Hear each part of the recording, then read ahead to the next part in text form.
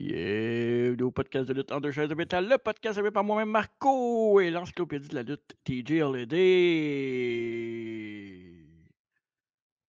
T'es comme, Let's euh, go! t'es comme Angèle Coutu, c'est ton retour. Angèle Coutu, elle faisait-tu des retours?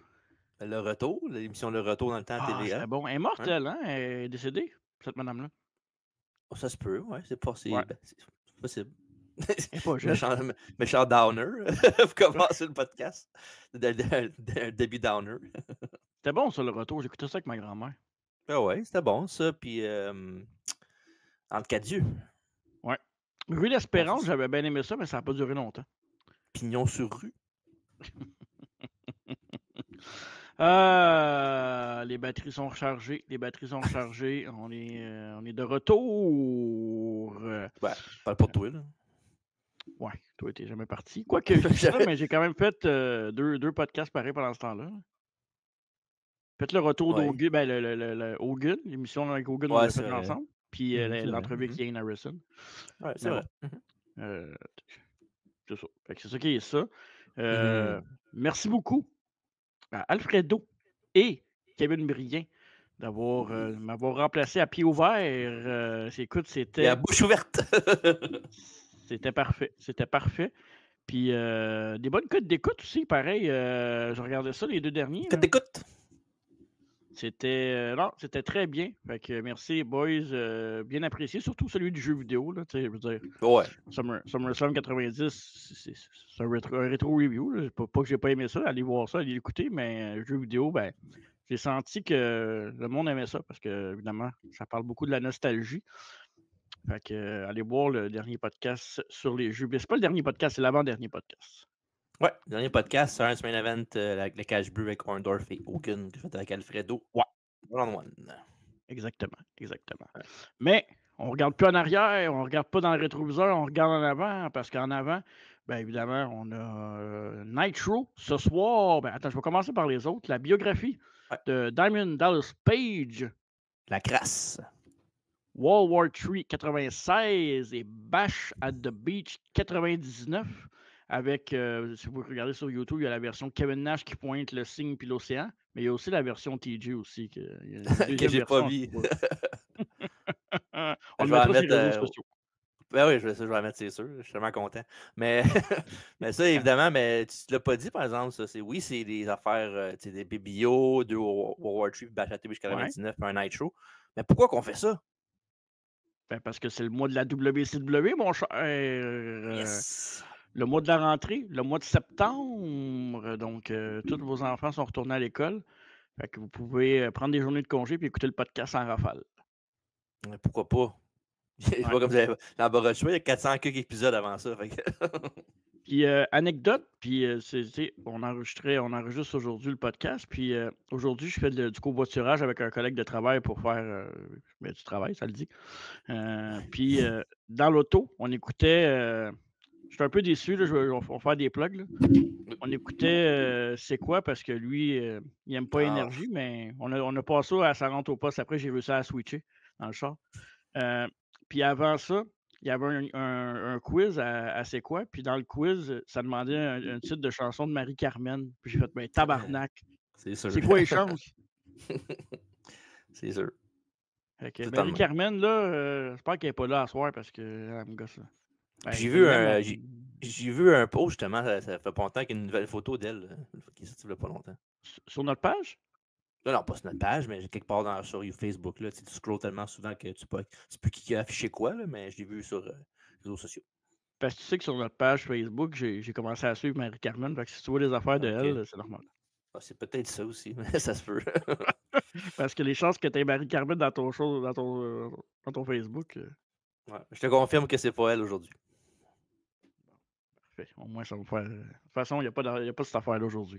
Aujourd'hui, c'est Oui. Nitro, l'après Bash of the Beach 96, évidemment. Le lendemain du fameux heel turn de Hulk Hogan et de la création de la New World Order Brother. Donc, Ouais. bien intéressant. Puis, bien des choses à dire sur ce show-là parce que c'est ça, bien des choses à dire. Ouais. Puis rapidement, avant de continuer, ben, on a ça aussi qui est de recommencer. Là. qui a recommencé. Exact. À travers la table, on a une grosse semaine avec notre retour pour la rentrée. À travers la table le mardi live, 20h30 sur YouTube, Twitch et Facebook. Donc, c'est ça. Suivez-nous à chaque semaine pour ça, pour des lives, des entrevues. Il va y avoir des petites nouveautés cette année. On va avoir des petites curveballs, des petites choses. On va s'amuser un peu avec ça. Fait que suivez-nous tout au cours de l'année. Ça va être bien intéressant. Puis évidemment, on va parler des AEW, on va parler de WWE. Ça chauffe pas mal entre ces deux promotions-là dernièrement. La mère des poignets, comme on dit. Puis TNA aussi à travers ça qui va être là. New Japan, il y a plein d'affaires. Il se passe plein de choses dans le monde de la lutte. Il n'y a pas une journée qui n'a pas de nouvelles. Fait que c'est à travers la table que ça va se Ben, passer. ça, puis l'incident avec le gars de Rampage Jackson aussi. Là. Qui était la promotion de Rikishi d'ailleurs. Ouais, qui ont tous, WWE ont tous coupé les points avec eux autres pour l'instant. Ça va sûrement revenir, j'imagine, parce que c'est quand même Rikishi, le père des Usos et tout ça. Là, fait que, mais non, pour l'instant, ils ont coupé les ponts. Je sais pas si tu le sais, là, mais Rikishi, c'est un site dans ses podcasts, il l'échappe en maudit. Ouais, je vois souvent des affaires des affaires qui postent. Là. Ils chialent que la Bloodline n'a pas de push ou whatever, puis ses gars, puis oui. ils chialent que Naomi est enceinte. Puis ouais, c'est ça. Écoute. Ça, c'est un boomer. C'est un boomer. C'est un vrai boomer. Ça n'a pas de sens. Comment c'est un boomer? Ok, boomer. Fait que c'est ça. Fait que c'est ça qui va se passer à travers la table. Puis évidemment, à la fin du mois, ce qui va être intéressant aussi, c'est qu'on va être à All Out du côté de Toronto. Fait que vous allez pouvoir avoir nos impressions, nos behind the scenes, puis évidemment, tout ce qui va se passer autour. Ça va être malade. Tu sais que j'ai eu une offre pour aller à Miami cette fin de semaine-là. Ok, pourquoi? Pour ton affaire de. J'avais un événement de signature avec Sergei Bobrovsky. Ah, ok. Fait que j'ai dit, ben non, je peux pas. Je vais aller voir Will Ospreay. Ouais, c'est ça. Je peux pas aller voir Bobo, j'ai Bobo. Ouais, c'est ça. Fait que c'est ça. Fait qu'on. Pas mal ça. Hein? Faites le tour, je pense. On est prêt à commencer ce podcast-là. Oui, ben on est prêt à commencer évidemment avec. C'est beau parler du Night Show après Bash at the Beach, mais c'est important de faire avant ça, de faire d'autres choses. Hein. Ben ouais, on a parlé un peu de mon retour, puis des podcasts qu'il y avait, puis tout D'autres ça. choses aussi. Je pense qu'on on est prêt à commencer le podcast. Fait que le rétro review d'aujourd'hui, ça va être. Eh bien non! C'est le moment de Dans la vraie vie! Le segment. J'avais dit à Marco, c'est la culture populaire autour de l'événement qu'on court aujourd'hui, qui est évidemment Bash at the Beach le lendemain à Nitro. Fait que pas de mettre de pression, là. Ma dernière fois, quand Bruno était au podcast, il y en a eu 2. Sur 3? Surtout, je vais deviner combien d'affaires. Je vais deviner 4 affaires, fait que sur 2 sur 4. Ça, c'était celui de. Ça me passait, là. Ouais, pas les jeux vidéo que t'as écouté, là. Ok. Fait que, es-tu prêt pour me dire. La chanson numéro 1 en Amérique du Nord, tu l'auras pas parce que c'est pas. Chanson numéro 1 en Amérique du Nord. En Amérique du Nord. Un gars, une fille. C'est un groupe de rap. Oh. En 96. Ouais. On va dire Boys to Men. Ah non, ça c'est Maria puis. Non, c'est pas. Non. Boys to Men, c'est ça? Non, c'est pas ça. C'est Bone Thugs and Harmony. Ah oui, c'est bon ça. The Crossroads. Ouais. Puis quand je dis ta, ben c'est T-H-A. Parce que les rappers, ils prononcent pas le E, ils prononcent juste les A. Ils n'ont pas été à l'école. Ouais, c'est pas gentil de dire ça. Hey, numéro 1, ok. Oui, vas-y. Kevin Palfredo, était-tu méchant de même? Non. Ben, non. Je m'en doutais, là, mais je voulais juste être sûr. Il marchait sur des œufs aussi, là. Il voulait revenir au podcast, fait qu'ils ont fait attention à ce qu'ils ont dit, là. Ben non, tout a bien été. On n'a pas été méchant avec personne. Tout avec toi un peu des fois. Son numéro 1 au Québec. 96. C'est un homme. Ouais, c'est ça je pense. 96, c'est un homme. 96, ça doit être genre Bruno Pelletier avec Le Temps des cathédrales. C'est lui qui chante ça? Non, c'est 99, ça c'est plus tard. Laisse-moi, je peux pas finir. Non, c'est pas Bruno Pelletier. On va dire Mario Pelcha avec. Oh! C'est pas un nom de tune en passant. Bref. Non. Attends. Mais sous la pluie. C'est pas Mario Pelcha. Ok. Mais prends un autre guess. Un autre guess. Je vais être gentil. Tu vas Ben, ton retour dans un autre guess. c'est pas Bruno Pelletier non plus. Non. C'est ça. On connaît pas d'autres. Mais non, il y en a un autre que t'as pas nommé que je vais te le dire. Ah. Tu oh. Ah ouais, ça doit être l'autre. Là. Excusez, je vais rater dans le micro. Comment que ça. L'autre fatigant, là. Ce qui est tout le temps là. Attends, Bruno Pelletier. Ah, c'est quoi son nom? Marc Derry. C'est-tu Marc Derry? Non, c'est pas ça. C'est Daniel Bélanger. Ah, avec c'est les ça, deux lui. avec les deux printemps. Ah, tu comprends pas. Moi, je comprends pas la fièvre de Daniel Bélanger. Non. Film numéro 1 au box-office. Ça, c'est un film avec Will Smith dedans. Ah, ben là, ça va être. Ben, il y en a plus qu'un, là. Ça se peut. Bon, là. Ouais, parce que là, j'allais dire. J'allais dire Men in Black, mais Men in Black, c'est un petit peu plus tard, je pense.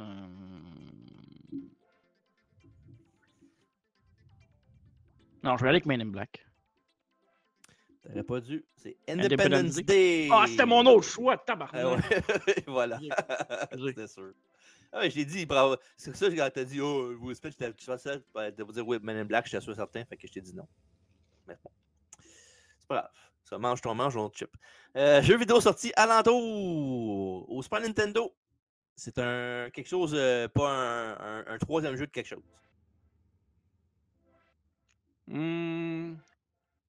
Super Nintendo. Super Mario 3. Non, c'est Ultimate Mortal Kombat 3 sur le Super Nintendo et bien sûr aussi le Genesis, of course.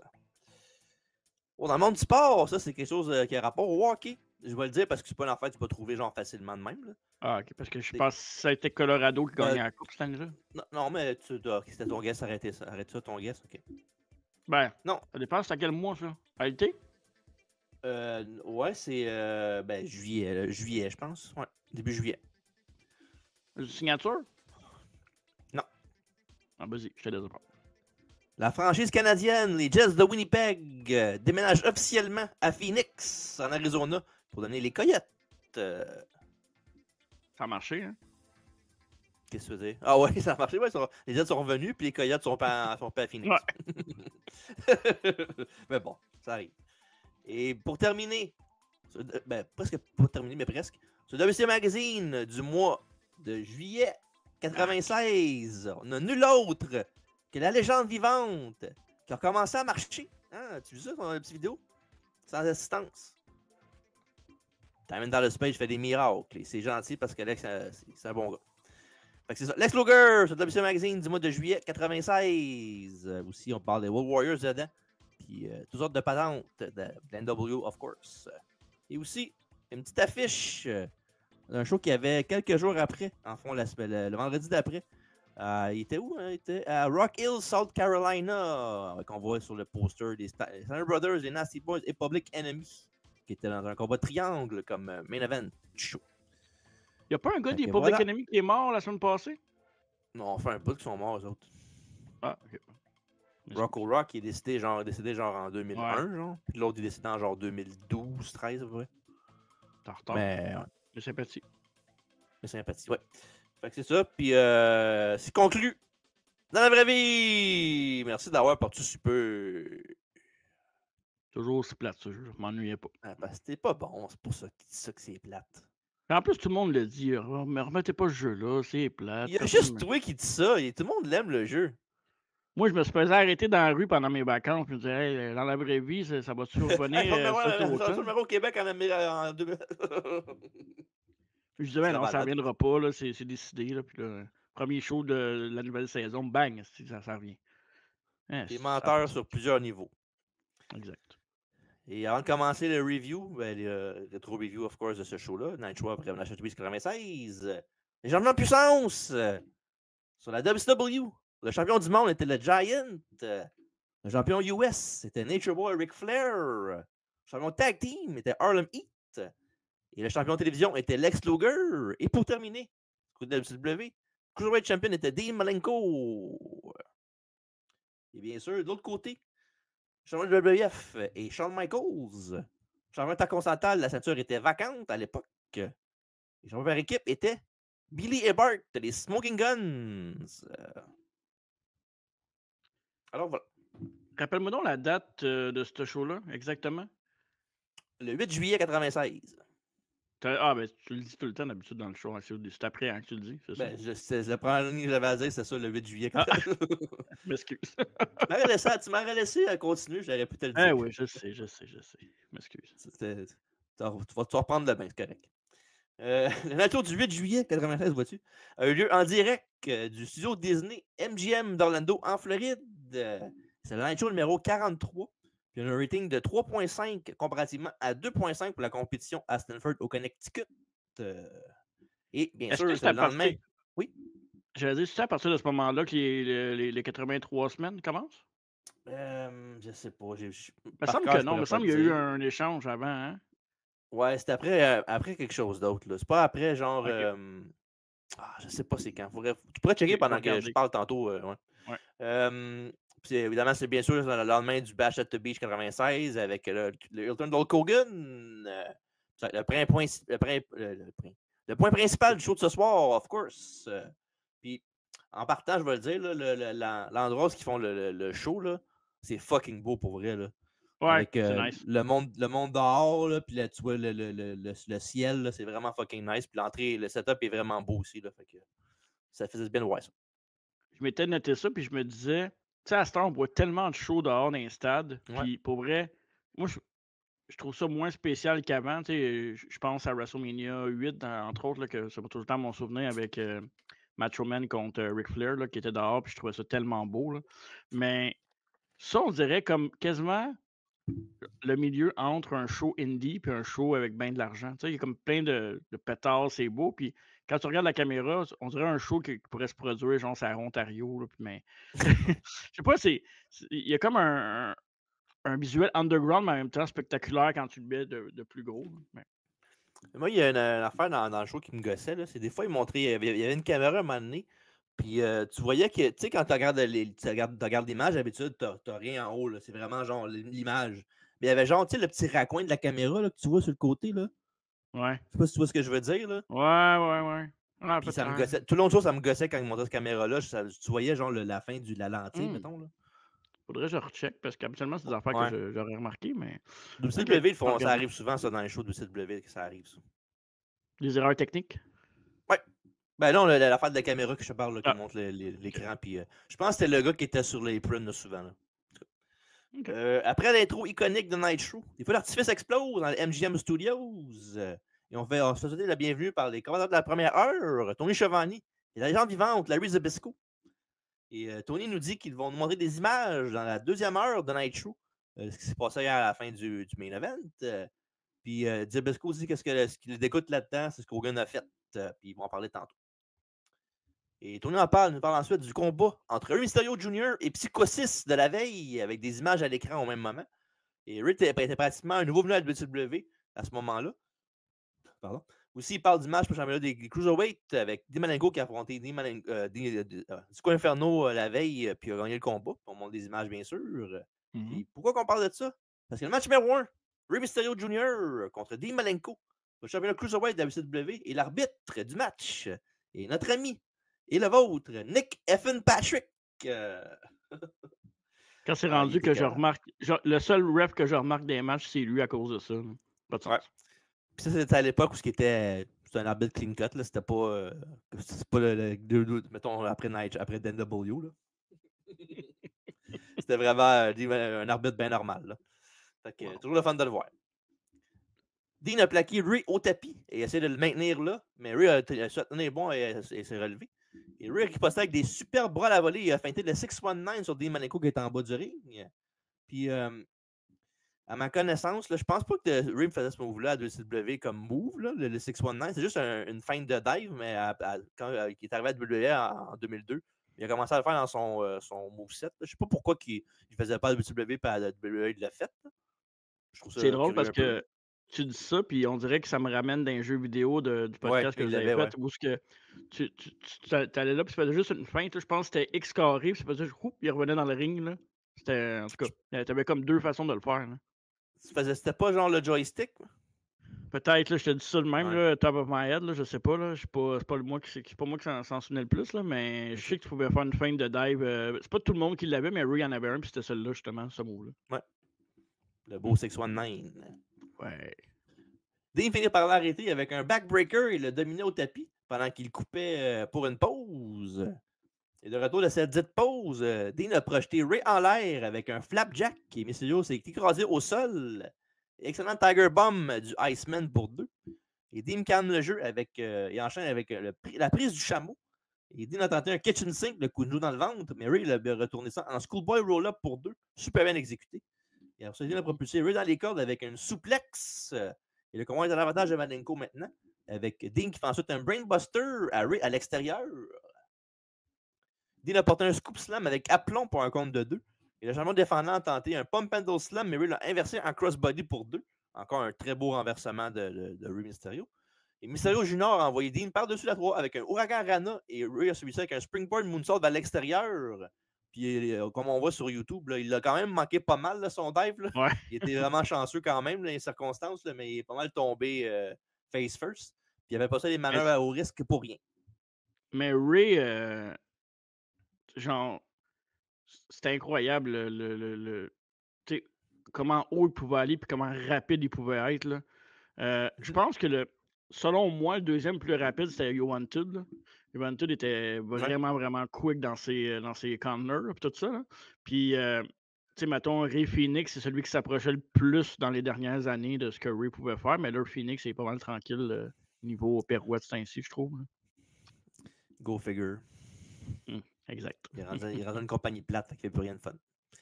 Bref, on n'est pas là pour parler de la guerre de WWE. Celui à travers la table pour ça. Ray portait un ouragan Rana de la troisième corde, avec de la vitesse, comme tu as dit. Puis Kovalenko pour 1, 2, et non, ça passait vraiment proche, par exemple. Dean est revenu avec un Godbuster du top rope. Ça, c'est vraiment cool comme move, là, de la tomber de la 3 de même. C'est fucking beau. 1, 2, mais non! L'homme aux 1000 prises relève Ray Mysterio avant le 3. Grave erreur potentielle de la part du Iceman, peut-être. Zebesco, commentaire, croit que oui. Et après ça, Dean a lancé Ray dans les airs avec un overhead belly-to-belly suplex. Une fois de plus, il a suivi l'épaule de Ray après le compte de 2 pour pas gagner le match. Malenko s'en va pour faire un brise-rein tour du monde, mais Mysterio renverse ça en West Coast Pop pour le 1, le 2 et 3. Le nouveau champion Cruiserweight, Ray Mysterio Jr. Malenko aurait dû savoir et de ne pas faire des erreurs de même contre un gars comme Ray Mysterio. Et la réaction de la foule était énorme après le pop pour ce match. J'ai bien aimé la belly-to-belly de Dean Malenko. Tu sais que il était juste là, puis il est comme allé le chercher. Il est comme allé le chercher, genre comme ça. C'était comme. Puis c'est drôle parce qu'à ce moment-là, je m'étais marqué une note dans le cahier que je me disais, tu sais, les lutteurs d'aujourd'hui devraient aller checker les matchs de Dean Malenko parce que Dean Malenko, man, c'est une machine de lutte, là. Honnêtement, là. Puis Malenko contre Mysterio, je prendrais ça n'importe quel temps de la journée avec Malenko en heel, évidemment, parce qu'il. Hein? 2 fois le dimanche. 2 fois le dimanche, exact. Fait que non, je pense que c'est un adversaire parfait pour Ray, surtout à ses débuts.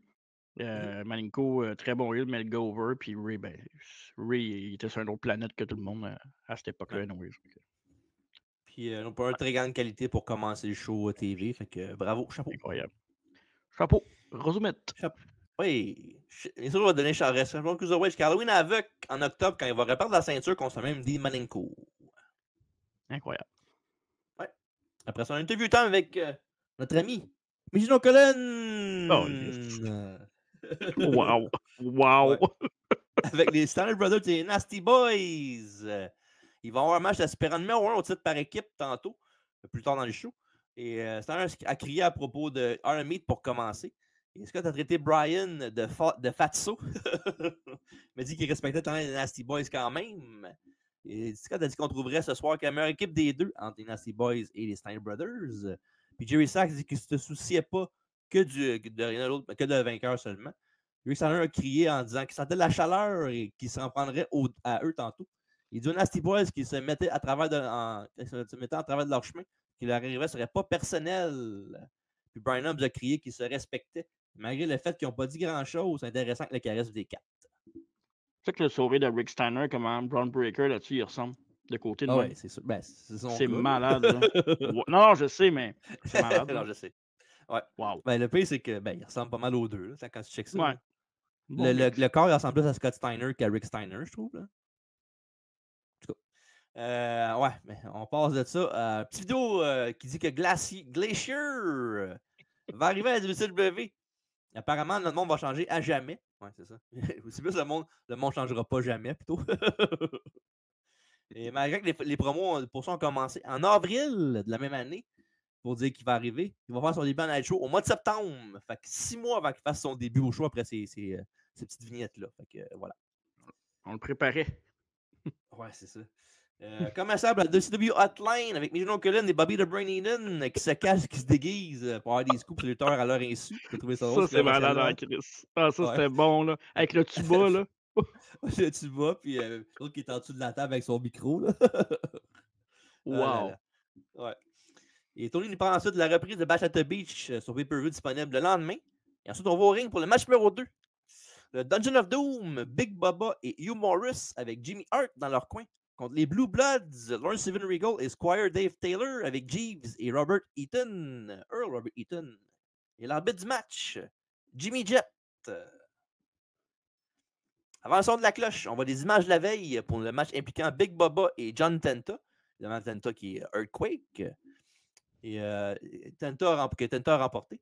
Et Morris arrive et se moque un instant des Blue Bloods. Et après ça, Bubba entre et frappe Regal avec un Big Bubba Slam. Morris encaisse ensuite une série d'uppercuts européens jusqu'à que John Tenta arrive et brawl avec Bubba. Il l'amène jusqu'en arrière au backstage. Pendant ce temps-là, une double back suplex des Blue Bloods sur Morris, le propulse sur la tête en premier. Aïe, aïe. Oui, pour un 1, 2, 3 académique. Victoire des Blue Bloods. C'est incroyable, ça, pour vrai. Là. Ouais, c'est comme genre, suis-nous. Tu sais, quand tu regardes le show, tu sais, évidemment, je ne me souvenais pas de ça, là. Hein. Tu regardes le show, tu fais ça de même, là. Tu réagis, tu fais le saut, tu fais. Ouais, tu sais pas, ouais. Aïe, aïe, aïe. Une couple de matchs, il y avait des spots de même dans le show, là aussi. Ouais, pas mal, ouais. Ouais. Et pour moi, un match pour un match, là, c'était pour continuer l'affaire avec Big Bubba puis l'autre, là, mais sinon, c'est vrai que Big Bubba faisait pitié un peu, il avait l'air quasiment, tu sais, sale, je sais pas, c'était... C'est pas une bonne période pour lui, WCW, là. Ben, pas toute, là, il y a des... WCW, quand genre 94, c'était quand même pas pire, là, 95 puis tout ça, mais rendu là, Dungeon of Doom, c'était pas mal dégueulasse comme... il était plus ce qu'il était. Il a fallu qu'il revienne à WWE 98 pour commencer comme il était capable de faire. Exact. Graphique qui nous montre que Psychosis est en action Up Next. Et c'est suivi d'un commercial de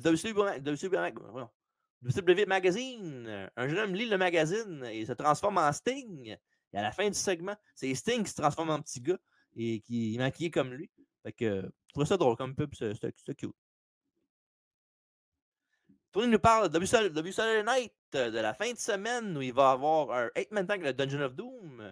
Randy Savage en action solo. Un 6-man tag pour les Horsemen. Et Public Enemy va affronter Harlem Heat. Puis pour un petit show de samedi après-midi, c'est pas un mauvais line-up. Et match numéro 3. Psychosis contre Eddie Guerrero avec l'arbitre du match, Randy Eller.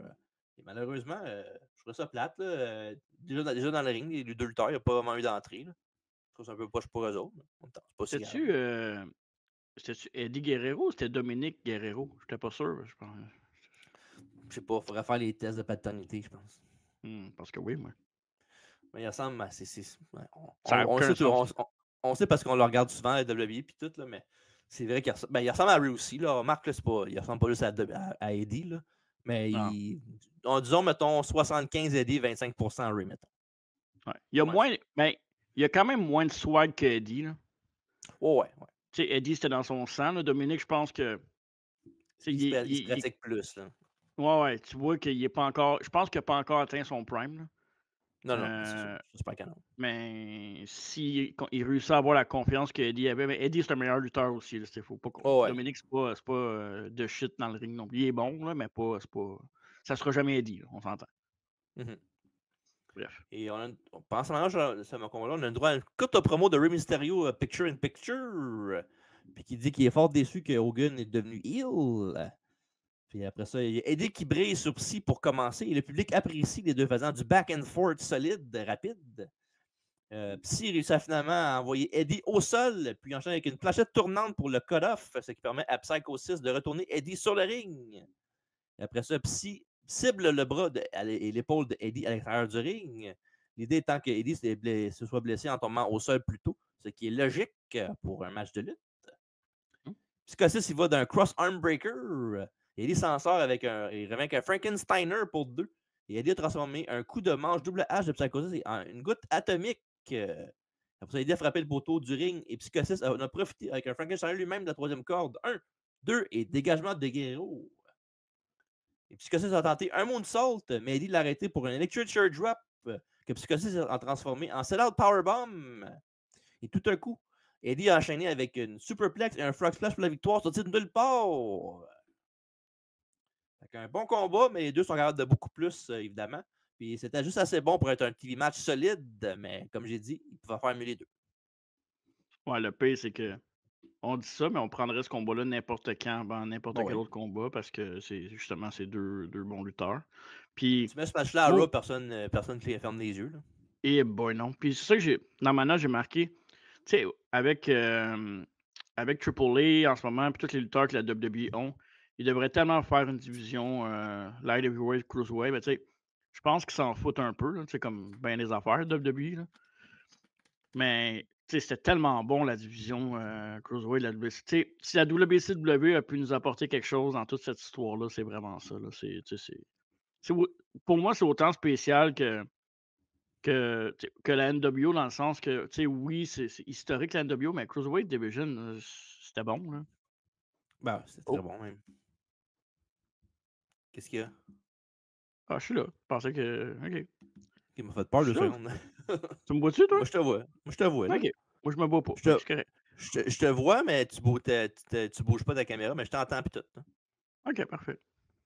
On va savoir que tu es en train de penser pendant que je parle. Parfait. Exact.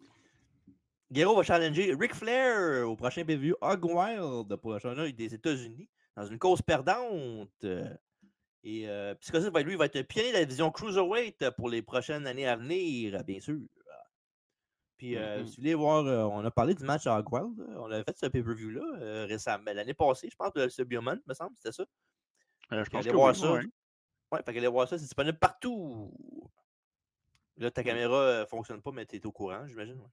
Oui, je suis très au courant. Parfait, d'accord. Et débutant avec Major Cullen, encore une fois, Kevin Sullivan, Jimmy Hart et le Giant. Et Jimmy a dit que c'était la première fois qu'il était à court de mots et qu'il n'avait aucun commentaire à faire, même après toutes ces années passées à gérer et entraîner une relation d'affaires avec le Hulkster.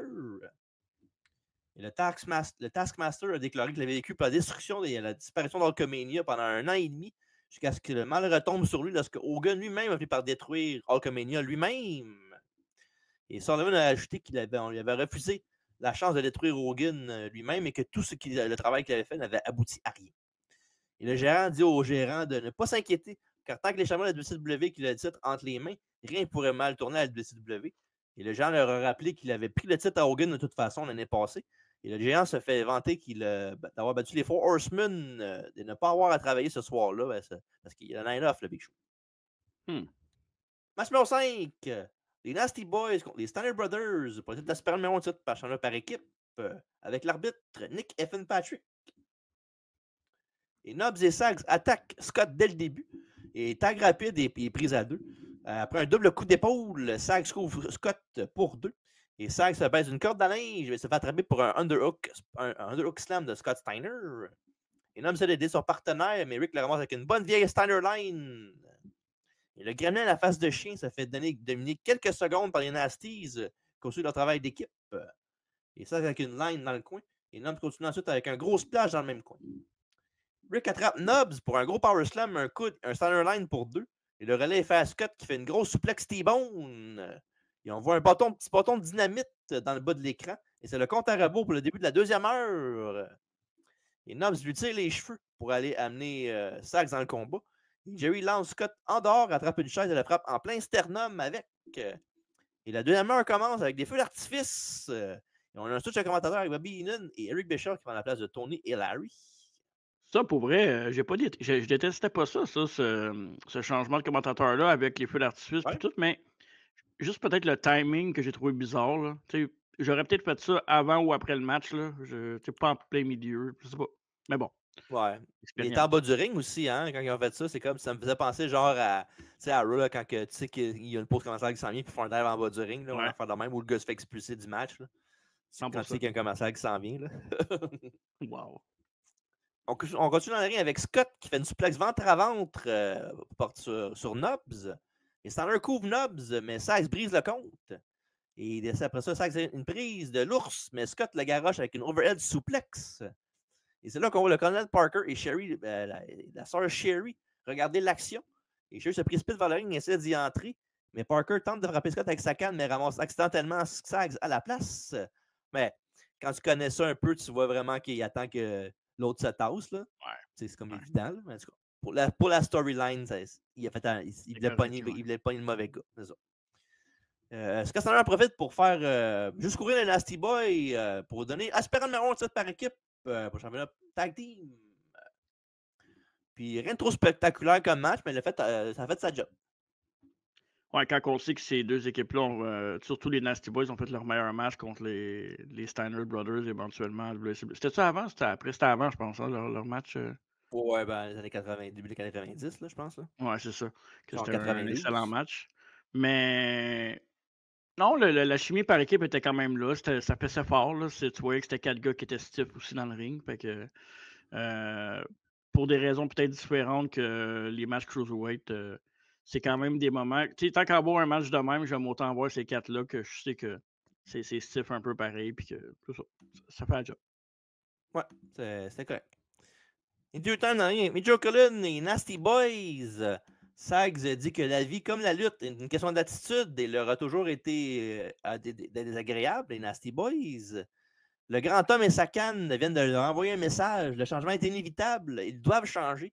Il commence à dire que ce sera une journée froide dans l'enfer et quand quelque chose. C'est là que Gene enlève le micro à Jerry Sags en pleine parole. Puis quand il se met à parler à Nobs, Nobs il a pas fini sa job. Là. Il voulait parler encore. Là. Puis il retourne à l'autre pour dire deux mots, puis il avait fini.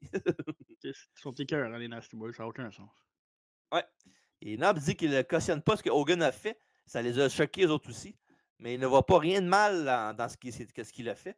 Et on dirait que la nouvelle ordre mondiale fait ce qu'il veut quand elle veut, comme les Nasty Boys à l'époque. C'est peut-être le temps de revenir aux sources, de finir Nobs, sa promo.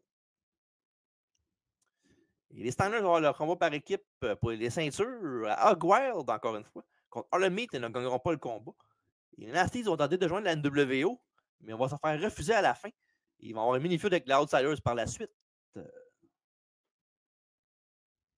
Commercial sûrement se procurer un chandail à l'effigie de Bash at the Beach. Et après ça, on revient Oui. avec d'autres feux d'artifice et éventuellement le match numéro 5, Jim Powers contre Ric Flair avec Woman, Miss Elizabeth et Deborah McMichael dans son coin pour le championnat des États-Unis. Et l'arbitre du match, Jimmy Jett. Wow. C'est correct. J'ai dit wow parce que la photo est des. J'ai T'es dit, même pas là. Hein. Qu'est-ce qui se passe avec toi, là? je sais pas.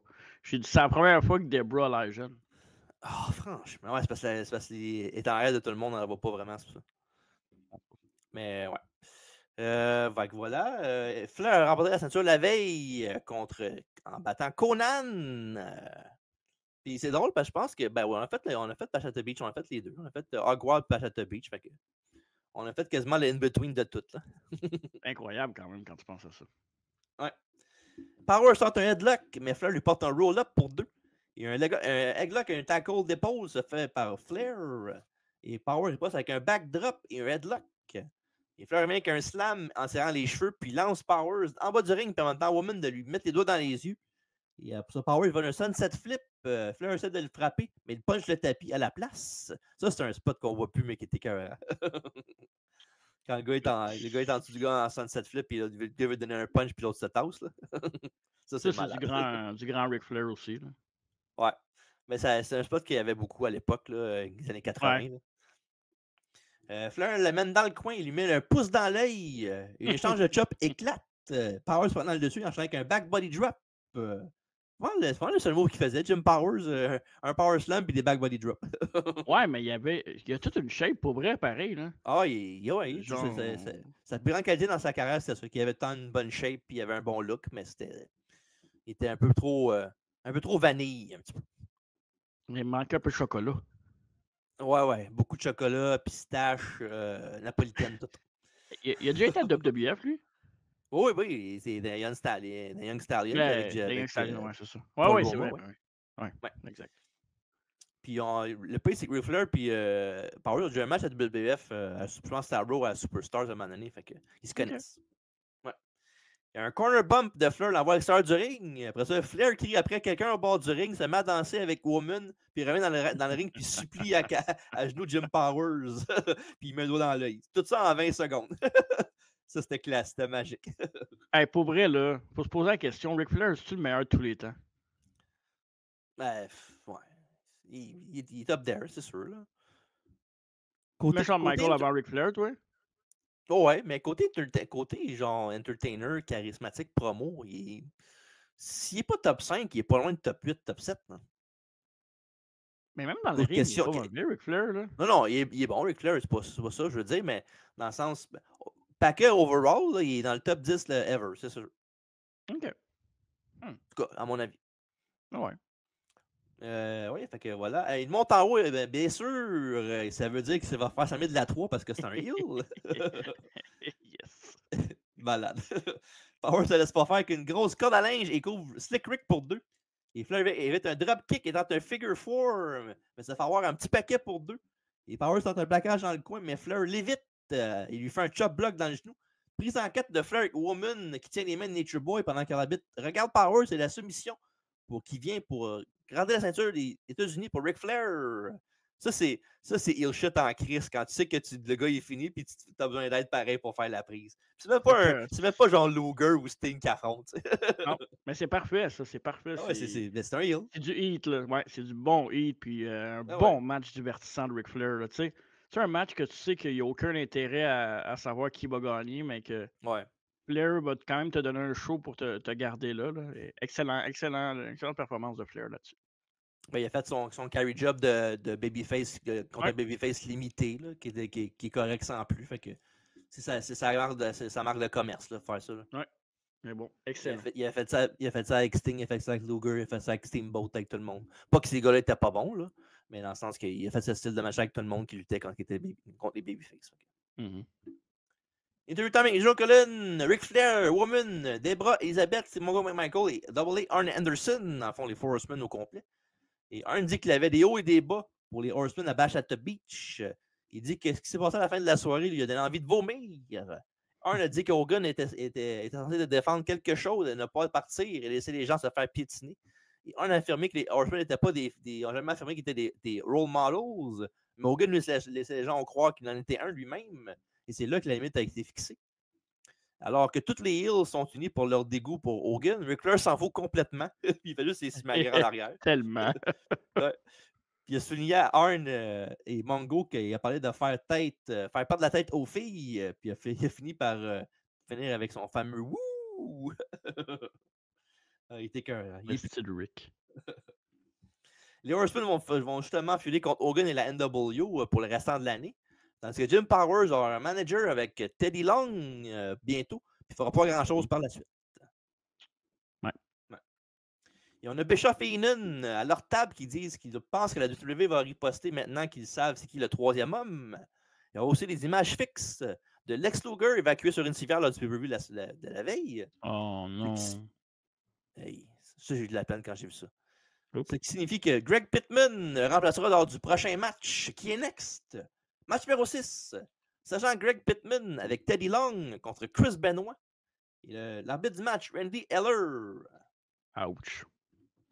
Oui, en effet. Pittman a mis Benoit au sol, lui a porté une grosse belly-to-belly suplex pour commencer la bataille.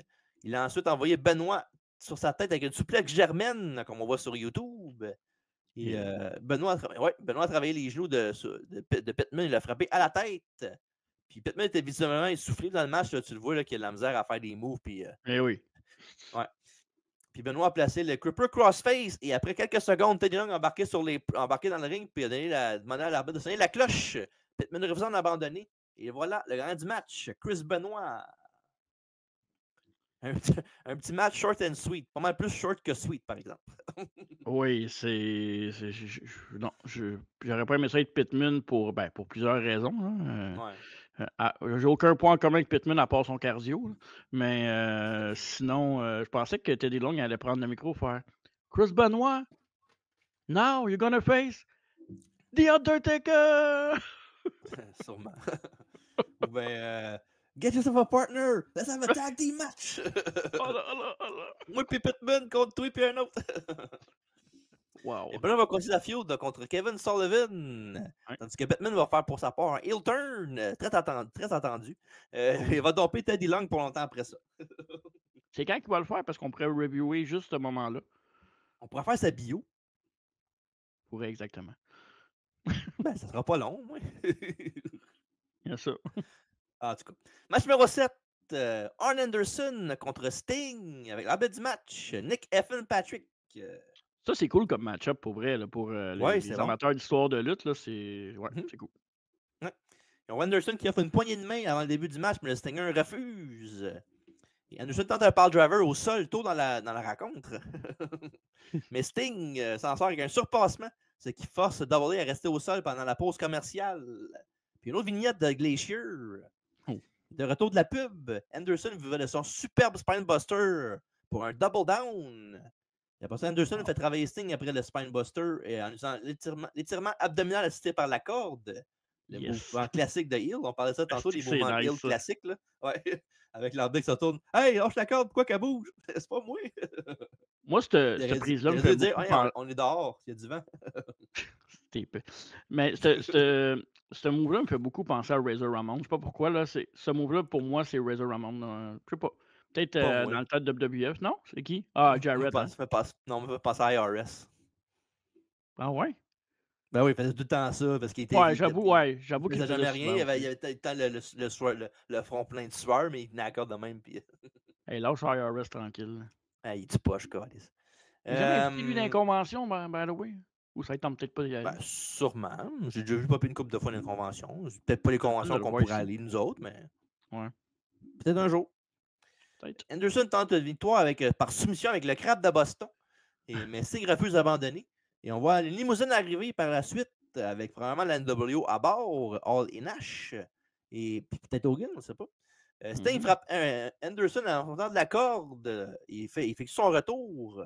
Et Kevin Nash et Scott Hall débarquent au bord du ring pour tenter de semer le trouble. Mais Anderson et Sting interrompent leur match pour même ils sont ennemis. Puis, avec évidemment Macho Man qui arrive aussi. Et le combat reprend finalement. Et Sting porte un Scorpion Deathlock pour la victoire par soumission sur Arn Anderson. Et là, pour un des moments forts de la soirée, Miz Rocklin dans le ring maintenant pour une entrevue avec Sting et Macho Man Randy Savage. Et Sting dit qu'il n'est pas tout surpris venant de la part des Outsiders, mais venant de Hulk Hogan, oui. Il aurait dû savoir quand Hulk voyageait dans toutes les villes dans sa limousine qu'il ne voulait pas être sur la route avec Macho, Luger et lui-même. Il était trop occupé pour faire des gros films, pour venir faire des petits caméos à ta job. Il était trop occupé de marcher du côté sombre. J'aurais dû savoir quand tu nous as référé, nous trois, les petits chiens qui attendaient patiemment de jouer avec le grand Hulk. Il a dit, j'ai fait une erreur, mais t'en as fait une plus grosse encore. Hier soir, tu as laissé tomber tous les enfants et les personnes qui faisaient partie de ta vie en croyant en toi. Tu leur as dit de croire en l'homme en haut, faire leur prière et de prendre leurs vitamines, de croire en eux. Et tu sais quoi? C'est une bonne chose que de croire en eux autres parce qu'ils ne peuvent pas croire en toi. Bon, ça, quand il fait ça, je fais oh, ça c'est bon, ça. Ça, c'est bon. Il est bon, le Stinger. Ouais. You can stick it, brother. Puis Macho Man a vraiment bien joué son rôle là, en bas. Là. Ouais. Tu vois qu'il était agressif. J'ai adoré ça. Là, pour vrai. C'était legit. En même temps, c'est lui qui a mangé la leg drop. Là. C'est vrai. Fait qu'il dit va te faire foutre. Puis la parole après ça est à Macho qui dit qu'il a un message pour Hollywood Hogan. Il dit ce qu'il veut faire et ce qu'il va lui faire. Il ne veut pas en parler ici, surtout à cette place ici qui est Disney. Mais tu peux penser à la pire chose au monde. Multiplie ça par 9 millions, puis multiplie ça par ensuite jusqu'à l'infini, plus loin encore. Je pense qu'il faut écouter Toy Story, je pense. Puis, ça va juste un grain de sel dans le désert de Sahara, mon frère, parce que c'est très épeurant. Ça n'a pas rapport, mais en même Tu sais, temps. tout dire sans rien dire. Là. Ouais, exact. Mais sinon, pour Petit vrai, match. c'était un des. Avec le match de Ray puis l'opener de Ray contre Malenko, je pense que c'était mon highlight du show. Mais l'affaire, là, c'est que je comprends, là. Je comprends, oui. Je comprends. Euh, que tu sais, c'est un gros événement, Bash of the Beach, c'est le lendemain, il y a eu le plus gros heel turn of all time. Tu veux garder ton auditeur jusqu'à la fin, mais à la fin, tu n'as pas Hogan. C'est un letdown pour moi, là. De ce moment-là, Non. quand tu es la WCW, pour moi, c'est un letdown. Il faut qu'Hogan soit là, puis la NWO soit là, pour ouvrir ou pour closer le show ensemble. Oui, puis non, t'es pas obligé de l'avoir Hogan. C'est pas comme s'il avait dit qu'il va être là tantôt. Là. S'il l'aurait annoncé puis il aurait pas été là à la fin, j'étais d'accord avec toi, mais ils l'ont jamais annoncé. Là. Puis tu sais, c'est à tous les semaines, il y a un show. Là. Il est pas obligé de le faire tout de suite. Là. C'est comme des fois, ça arrive souvent, là, il y a des angles à la télévision, là, puis le lendemain, Roy, il est pas là, puis le monde capote. Ben, pourquoi il est pas là, ce gars-là? Il a fait de quoi hier? Des fois, ça prend du temps. Là. Tu sais, Ben, regarde, Brock Lesnar, il a fait de quoi, puis c'est pas pareil, là, parce que c'est c'est un du lutteur qui est là tous part-time. les semaines. Là. Ouais, Mais c'est quand ça. même, il reste que des fois, ça arrive, là, des affaires de même. Là. Ouais, je sais, sauf que quand la WCW courait après WWE, là, WWF à l'époque, là. Fait que je pense que avec la réaction qu'il y a eu Hogan in-ring, puis après ça, le bash autour des médias, je pense qu'il fallait qu'il soit là. Non? Je sais pas. Moi, je trouve que c'était correct qu'il soit pas là. Puis il était là le show d'après, non? Oui, oui, bien sûr. OK. Parce qu'il a fait quoi le show d'après, tu sais-tu? Vite, vite? Il a fait une promo. Dans le Au ring. début du show, genre, ou à la fin? Proche du début, mais pas au début. OK. Puis j'imagine qu'ils ont Je attaqué tout le pense monde dans la soirée, c'est ouais, ça? ils ont interrompu un match, je pense. Je sais pas trop quel match, là, OK. mais OK. pas OK. mal sûr. Après un petit commercial sur les prochains spectacles de la CW, on a vu avec Joe Cullen, Kevin Nash et Scott Hall, les Outsiders. Et O'Cullen leur dit que malgré le fait que depuis qu'ils sont arrivés à cette grande promotion, la WCW est en ruine, mais que ça ne durera pas longtemps avec cette tendance-là. Et Nash n'est pas d'accord. Il dit que la WCW a mangé une volée. Les fans aussi, parce qu'Hogan leur a dit enfin comment ils se pensent d'eux autres. Et Hogan a construit la lutte et les fans ne l'apprécient pas, mais nous autres, oui. Et la semaine prochaine, Hollywood Hogan va être là à Night Show qui dit. Il dit qu'il a hâte de voir ce que les big boss de la WWE vont faire en retour. Puis Hall dit Chico, c'est parti du programme est présenté par les Outsiders et Hulk Hogan. On a averti de ce qu'on allait faire. On a livré la marchandise. On est encore les Outsiders qui vont casser le party. Vous devriez nous supplier de rentrer par en avant au lieu de rentrer par en arrière. Et Meiji nous demande ensuite comment ils ont du pouvoir. Et Hall dit qu'Oakland est déjà avec la NWO s'il veut. Puis Jim dit qu'il va continuer à travailler pour le Turner Broadcasting. Et Nash dit que Hogan n'est pas là parce qu'il est en train de filmer un film. C'est peut-être pour ça qu'il n'est pas là pour vrai. Ah, peut-être. En même temps, c'est peut-être pas vrai non plus, puis c'est une excuse. Là. Ouais. Mais dans ce temps-là, je sais qu'il avait signé des dates part-time aussi, Hogan. Dans ce temps-là, il ne voulait pas être là tout le temps. Là. Non, mais les pay-per-views qui skippaient Hogan quand il est arrivé à WWE. Là. Ouais. Je pense qu'il y avait 3-4 pay-per-views par année, je pense, Tatit, qu'il faisait au début. Mais il y avait, en même temps, je dis ça, mais il n'y avait pas 12 pay-per-views de WWE, c'était pas à cette époque-là. C'était un peu comme genre AEW 3-4 ans, là, il y en avait genre 6-7 peut-être. En tout cas. J'étais rendu. Najee Hogan n'est pas là parce qu'il a rien de filmé un film, ça je te l'avais déjà dit. Hall demande à Savage s'il n'est pas un petit peu jaloux du Hulkster. Puis Luger s'est pas fait mal, il a juste perdu connaissance en les voyant. Et Gene finit l'entrevue en disant qu'après la pause, on va voir les images du turn d'hier soir. De retour de pause, Bischoff et Heenan reviennent à l'écran. On voit les fameuses images du main event de Bash at the Beach avec Bischoff qui dit que ce qu'Hogan a dit, il n'aurait jamais pensé entendre ça dans sa vie. Et Bobby dit que Hogan a parlé de toutes les charités qu'il faisait, de ses amis dans notre sport, comment il a tout construit la lutte. Il pense que toutes les années que j'ai. Heenan a dit qu'il pense que toutes les années que j'ai passées dans cette business et tous les autres collègues qu'on tient juste à toi, ben non. La lutte a grandi à cause des gens comme moi et le reste des gens de la lutte, pas toi, Hogan. Et Bischoff finit en disant que de regarder l'horaire de pay-per-view pour voir la reprise de Bash at the Beach et qu'on se voit la semaine prochaine. Et c'est comme ça que se termine un night show du 8 juillet 96, le lendemain de Bash at the Beach.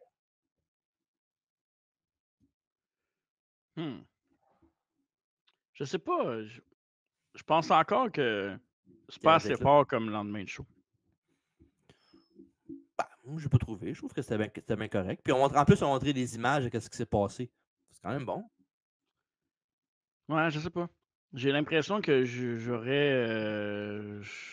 Non, je trouve que le show il est mal. Le show est pas mauvais, là. Tu sais, le show est bon, mais à cause de l'événement de la veille, puis historique que ça devient après, ou à moins qu'ils avaient déjà fait leur show, puis que les autres se sont dit ça va être de même, peu importe, puis on run de même, puis je sais pas. Je me serais peut-être adapté, puis j'aurais changé le show. Je l'aurais mis encore plus fort, moi, je pense, pour donner un gros coup. Parce que là, la publicité était vers toi, là, vu qu'Hogan venait de Mhm. turner.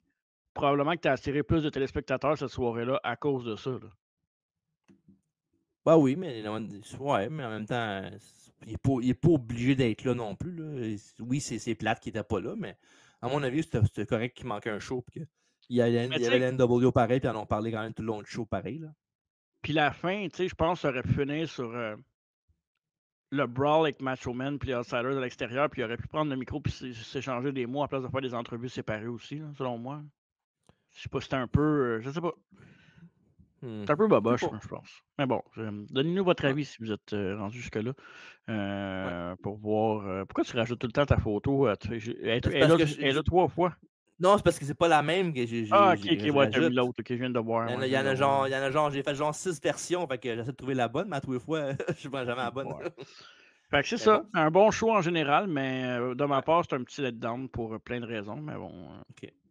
Mais c'est moi, ça. j'ai trouvé que c'était un excellent night show, pour vrai, avec des bons matchs, puis des bons segments effectifs. Puis en plus, évidemment, tout n'a pas aimé ça. Et moi, j'ai trouvé que c'était bon qu'il y avait le cliffhanger qu'Hogan va être là la semaine prochaine. Fait que ça met encore plus d'œil vers le produit la semaine prochaine pour dire qu'il va Ah être ouais, là. ça oui, là. Ça oui, par contre, là, ça c'est vrai. Là. Mais ben, je dis que c'est pas bon, mais comparativement à bien des night shows qu'on a fait, c'est un des bons Ouais, night shows qu'on a fait. ça c'est sûr. Fait que ça, ouais, là-dessus, oui. Ouais. Très bel job la W, j'ai trouvé. Puis ce sera genre un B, genre comme je trouve à peu près. Un B+. On est rendu avec des lettres? Ça a-tu changé Ben depuis non, mon mais absence? non, Ou? non, je dis ça comme ça, là. Ça se sécra pas, là. OK. Mais Moi, à peu près. je vais mettre un I-tréma. OK. OK. Alright. Fait que c'est conclu le night show de Bash at the Beach le lendemain. Fait Oui. que allez le voir. C'est disponible quelque part. À ça, depuis qu'on a enlevé le network, il n'y a plus grand chose de télévisé des Non. vieux qui sont disponibles, malheureusement. Là, mais en tout cas, évidemment, il va Disponible sûrement sur ton popper. Google Drive? Ouais, mais là, pas tout le Non, monde a sur mon OK. Google Drive. Là. Ils vont se poser des questions. Là. mais sûrement que je sais que W Vault, ils ont la chaîne sur Ouais. YouTube. Fait que éventuellement, ils vont sortir là. Fait que si jamais je le vois popper, je vous le dis. Mais d'ici 2026, surveillez, là, on va vous en reparler à travers la table, mais la bibliothèque de la WWE va être vendue. On ne sait pas à qui, parce qu'à Star, ils ont 1000 acheteurs. Là. Bah, effectivement, ESPN, je peux pas croire. Là. Ouais, ou Peacock. Ben là, elle est déjà sur Non, Peacock en ce moment. Peacock, je pense que c'est fini. Là. Ben, en fait, non. Peacock, ils ont Saturday Night's Main Event à Star, qui est plus sur NBC. Non, mais dans le sens que c'est fini pour eux autres, là, les gros projets de WWE. Là. Ah, oui, oui, oui, oui, je suis d'accord. Et c'est top d'appel ton projet, là. Ouais, exact. Fait que c'est ça, on vous tiendra au courant. Ouais, évidemment, un petit rapidement avant de quitter le podcast, allez voir les podcasts qu'on a faits. Oui, les jeux vidéo de la WWF seulement, faut le préciser parce qu'il y en a une chier de vidéos, puis on parle pas de la WWE, c'est avant la WWF. Et Ouais. quand je dis on, je m'exclus, c'est Alfredo, Kevin et TJ, évidemment. Excellent podcast sur les jeux vidéo. Et ben, la semaine passée, il y avait eu aussi Saturday Night's Main Event 9 dans la C'est vrai. cage avec Paul Orndorff contre Hulk Hogan. Et ce qui s'en vient pour le mois de septembre, mais on vient juste d'en mettre un dans le rétroviseur, justement, Ouais, le lendemain de Bash of the Beach 96 Night Show. Il y a la biographie de Diamond Dallas Page, la crasse. World War III 1996 et Bash at the Beach 1999 que vous voyez avec Kevin Nash et Macho Man qui fait une descente dans la bouche à TJ. Ben là, non, il est pas dans ma bouche qu'il a fait descendre, c'est parce que j'ai la bouche là parce qu'ils vont me tomber dessus. Tu ressembles à... Non, je peux pas dire ça. Bon, Je peux pas... c'est pas gentil de dire ça. Ouais, je peux pas le dire ça. Je peux pas aller là. Je peux le dire Faites en comme bas. Macho Man, puis suivez la vague, puis allez écouter les podcasts. Et Exact. bien Abonnez-vous. sûr, ouais, ben on peut pas laisser sous silence aussi cette magnifique émission-là aussi. À travers la table, mardi 20h30 en direct live sur YouTube, Twitch, Facebook. On a des entrevues. On parle de lutte moderne, on parle de nouvelles. Cette année, vous allez voir, ça va être différent un peu, puis ça va être encore meilleur. C'est tout le temps bon de toute façon, mais ça va être encore meilleur. Ouais. C'est ça. Fait que voilà, ce qui conclut le podcast. Merci d'avoir été là tout le monde. Merci Marco, bon retour. Oui, merci TJ. Bonne continuité. Merci beaucoup. Fais ça votre beau programme. C'est à votre beau programme, exact. Alright. Fait que merci d'avoir été là tout le monde. Mais surtout, n'oubliez pas, c'est très important. Arriba!